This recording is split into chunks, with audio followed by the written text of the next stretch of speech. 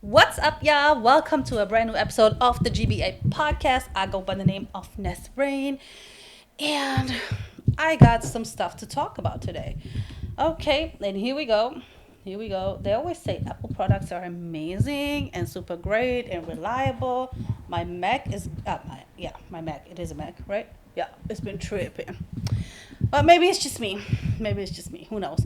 Anywho, so I just want to say thank you for tuning in. Wherever you're tuning in from, we're available on streaming platforms and, of course, on YouTube. And this is the place where guilty by association meets gritty, blissful ambiguity. All right, so let's get started. I want to talk about Frozen. So, Frozen, some years back when it came out, it was a massive hit by Disney. Now, Disney has been very disappointing of late, because they donate money to the wrong cause, but which we cannot tolerate. So I know their stock's been going down. This is because everybody obviously boycotting. So, but this is not actually the first time we're upset with Disney. We've been upset with Disney, and then they made us happy by replacing loudmouth Rachel Zegler with Jenny Ortega for the Snow White movie, and there is some insider voices telling somebody that knows these insiders that there are reshoots in plan and that the Snow White story will go back to its old 1937 original story, which was obviously not good enough for Miss Rachel Zegler because she used to run her mouth about the dress she had to wear, and Snow White didn't need a prince to come rescue her. She is a lady boss. She does her own thing.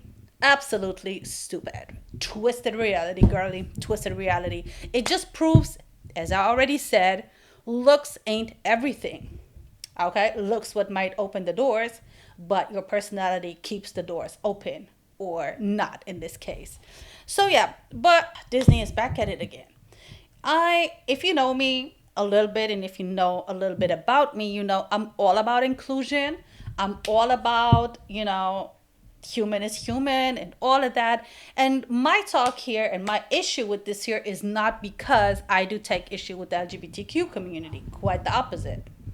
What I do take issue with is forcing the LGBTQ thing on everything. Homosexuality is not there to be forced. And I speak to a lot of homosexual people who are actually pretty disgusted and annoyed by this. They just want to live their normal life. For God's sake, it's a sexuality. It's not like a disease or something. So now you have to force it on all of us to understand it. Like, we get it. There are people who like same-sex people.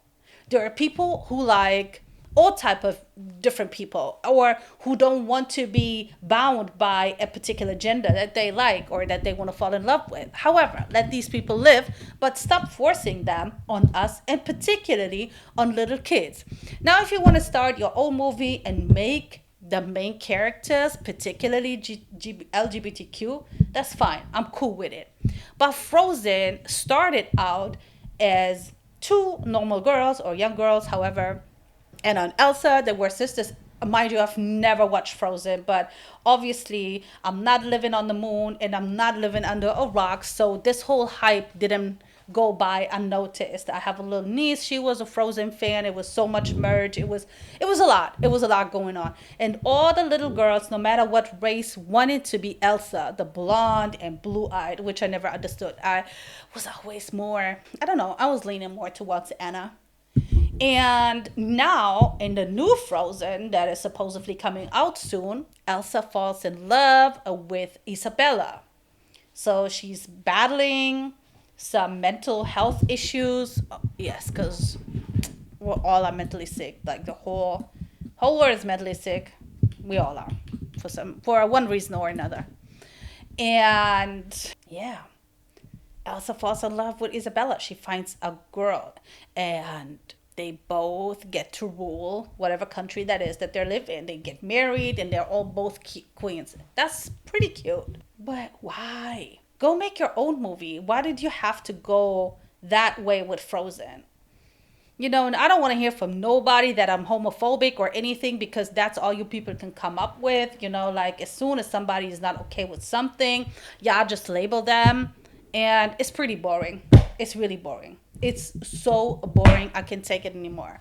And that's why I simply don't care. But I do care about what you put on the screens for little children to watch. And the thing is, they knew that Elsa was a little hero for all the little girls, like 3, 4, 5-year-old girls.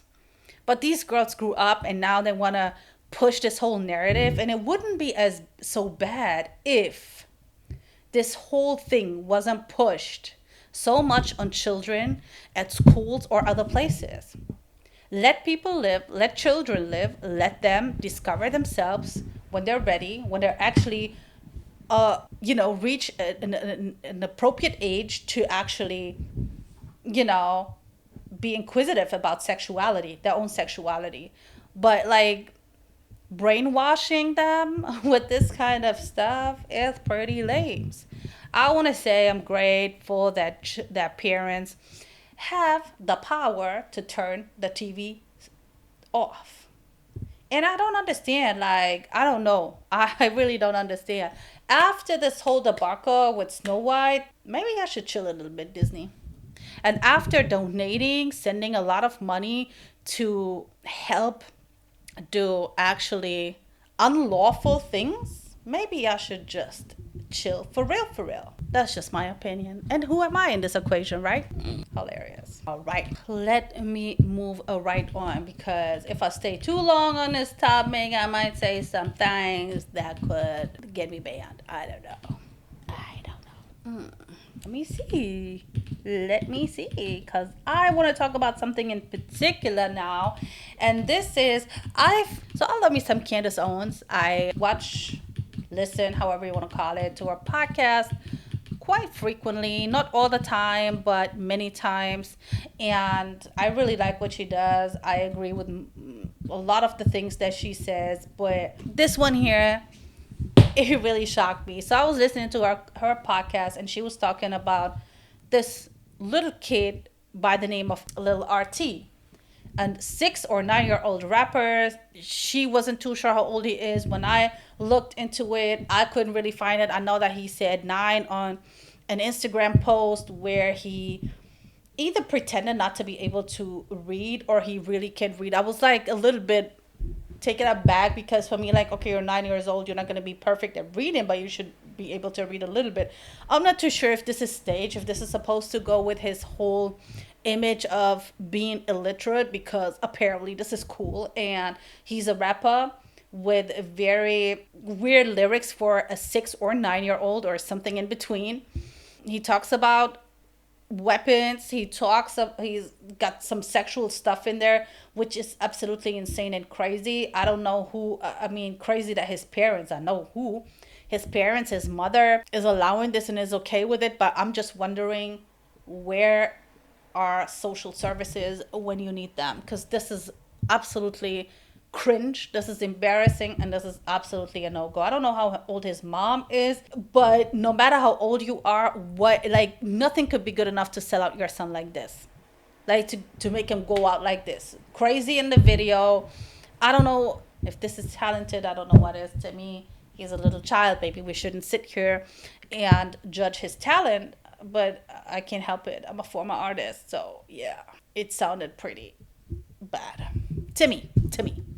And this actually encouraged me, or inspired me, I should say, to look into kids and what these kids are doing, and if there's actually some kids who do the opposite thing, which they are obviously a lot. I just worded it a little bit poorly right now, but I found this 14-year-old boy, Heyman Begalem, who won a national contest inventing a soap bar to help with skin cancer, which I find pretty amazing.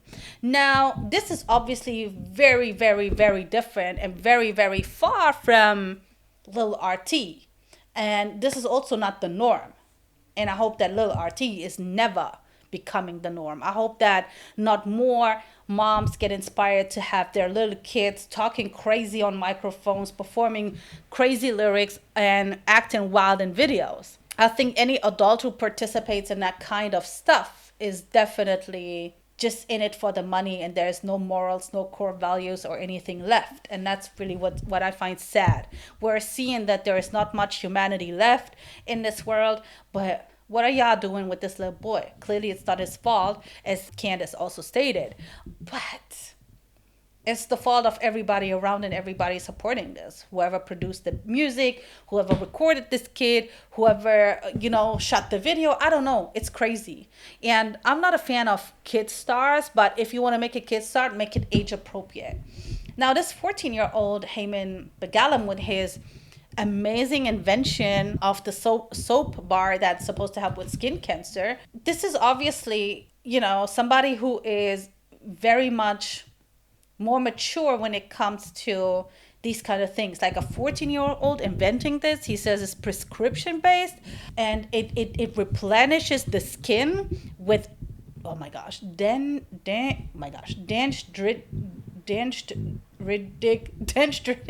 cells. Gosh, me and my speaking issues, which protect the skin. He obviously had help from professors, but it's still amazing. I know from people who have these kind of like kids who are really geniuses, and they say it's not easy because these kids also suffer a lot. I totally get that. But I'd rather push my child towards a greatness in that sense than pushing my child towards wretchedness. Just saying. So you're supposed to apply this soap every other day, and that will help kill the cancer in your skin. He won the 3 Young Scientists Challenge, and he won a $25,000 check. And he beat 9 other kids who also participated. And he is now the top young scientist of America, which is really amazing. The soap, he's hoping to put the soap in the market in about 5 years. Like, he really has a plan. Obviously, again, he has help by adults, same like Lil RT has help by adults. But as an adult, wouldn't you rather help a kid like this than help a kid like RT, who is insanely misled? Heyman also wants to have his own nonprofit to give the soap away for free for people who cannot afford healthcare and cannot afford to buy the soap. And he also got future plans. He's talking about working in biomedical industry, or being an electro engineer. Like, he's only 14. He's only 14. He's still got time to figure things out. And of course, y'all can say, yeah, he's like that now, but what if he's going to rebel? What if he's going to turn crazy?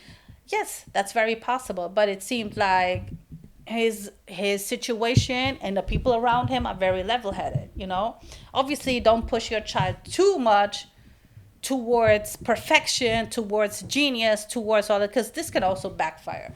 But I also have a second example, and he is the youngest African American to graduate college with 4 degrees, not just 1, 4, in cyber security and computer science. Mohammed Elijah graduated from the Oklahoma Community College with 4 degrees, as I said, at only 13 years old. And that is absolutely insane. And this little kid is so humble. He said he didn't even understand the whole, this whole thing, like, that is so special. And I totally get that. Like, when you are in your own skin and you are a certain way, or you have a certain talent that everybody is like in awe of, you don't see it. You see yourself, like, for you it's normal because you live with yourself like 24/7. So you are used to yourself. Other people who see this, they're like, wow. To me, it was like, wow. And he is now working on his bachelor degree in cybersecurity and forensics, which is absolutely amazing. And at the same time, he still loves to be a teen. He plays basketball, he goes out, plays outside, he goes swimming. And that's also important. I just love the fact that he has this balance. And I love the fact that his mindset is so on point. They say he's a motivator, a public speaker. He basically does it all. But he says, and that's something he learned from his dad, and that's where you see how dads are influential, a lot. He learned from his dad, if you put your mind to it, you can achieve it, but you just have to put work in. And that's what he's doing. He's just putting the work in. And you can definitely see that this is something that the whole family has. Like I'm so in awe of the whole family, not just Elijah. He actually also has a sister who graduated from college at only 15 years old. I don't know, like it's amazing. It's absolutely amazing. She's 16 now. She's a teacher, and she is the youngest teacher in America. And I just wanted to find some kids who show that there is also like the opposite from what little RT is being made to do. Because of course he's a kid, he's excited, he sees rappers, he sees like this is what people learn. This is, oh yeah, I want to be like them, I want to be a rapper, I want to be an athlete, I want to, like, this conversation is being had for years now, like where it said, like, in certain communities, people just like, are pushed more towards the entertainment industry, sports, and all of that. But there is way more in life than that. And I find this amazing, that these siblings, you have a 16-year-old teacher. It's insane, because I don't know if how this actually works. Like, I don't know if she's like primary school teacher, if she's like a high school teacher, whatever teacher she is, but that's amazing.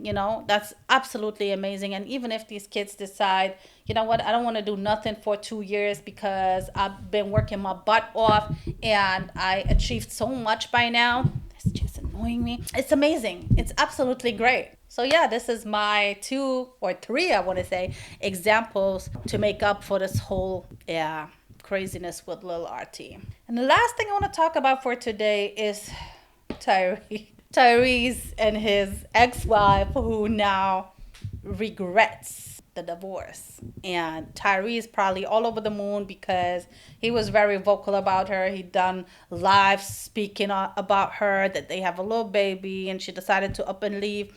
I mean, I don't know this lady. I don't know what's going on. He's accusing her that she just wanted to be famous and it didn't work the way she expected it to work. I get all of that. And I see there's a lot of issues with Tyrese, and these issues been proven to be real, unfortunately.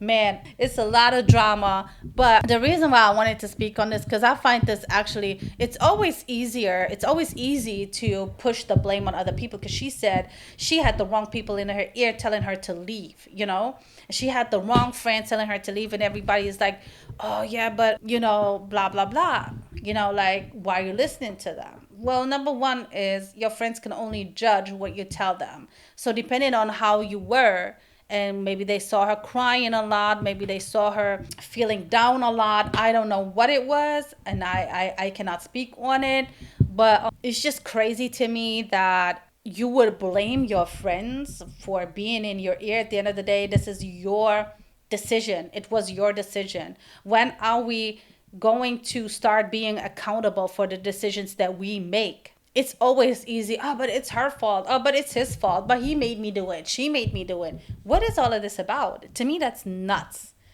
Even if you had people in your ear telling you something, you should still make your own decision. And if it means, hey, you know what, I gotta disappear for a week, or I need a break or whatever to make up my mind because I'm discombobulated, I'm all over the place. Shout out to Nasima. She knows what I mean if she listens. And to me, I just personally don't like it. I have a very hard time. For me, when it comes to relationships issues, I barely tell my friends about them because I'm not a very sharing person in the first place.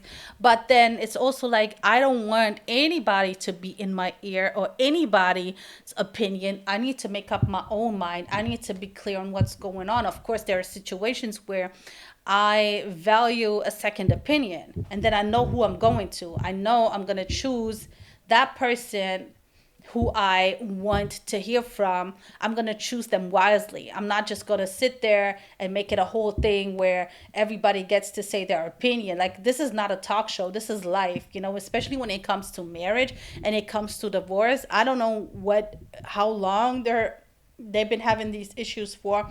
I can imagine that Tyrese is not the easiest person to get along with. Because he admitted to some psych meds issues, and I mean, we all know, what do you want from me? We all see the videos. We all know about this whole phone call to Will Smith. He blamed it on the psych meds, but then he was on a Breakfast Club, and then it came out, this whole inappropriate behavior towards Envy's wife, and some other stuff, and then it's just totally kindergarten for me and totally crazy.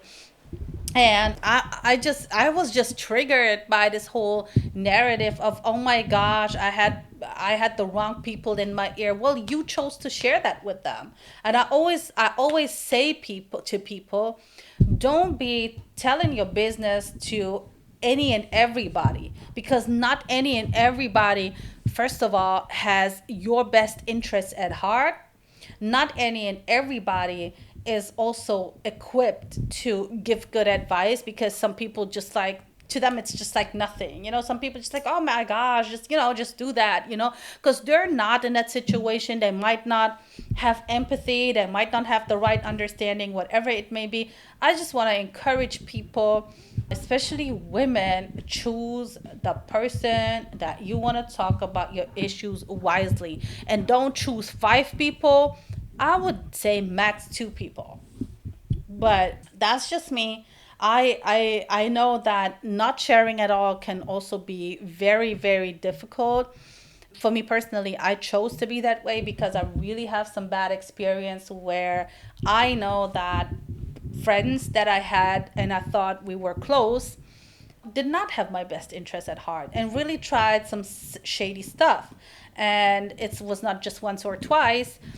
I'm just a very attentive person. So I'll pay attention to these things. And I see when somebody is trying to harm me more than to help me. And that's why I feel like, okay, there are certain things that's between A and B. And if I do need advice, I'm just going to figure it out. I'm going to find one person that I know has a good heart and I know is wise enough to be able to assist me in this hard time. Yeah, guys, that's all I got for this week. That's all I got. I feel like I'm forgetting something, but in terms of what I wanted to speak on, this is all I got. So I might as well just leave it at that for now and say bye bye. I see you guys next week. And I hope that you guys are okay. Keep doing what you're doing. I'm really touched by the togetherness of the world right now. I just want to say I love it. I love what's happening in the sense of people coming together, people understanding, people opening their eyes, people interested in finding out the truth, people trying not to be so prejudiced anymore, actually looking into things, looking for information. Don't be misled, and definitely stay true to yourself, doing the right things forever. And yep, I will be back next week, as I said already, and I hope to get better, bigger, and I don't know, just bigger and better. All right then, take care. Bye. Peace out.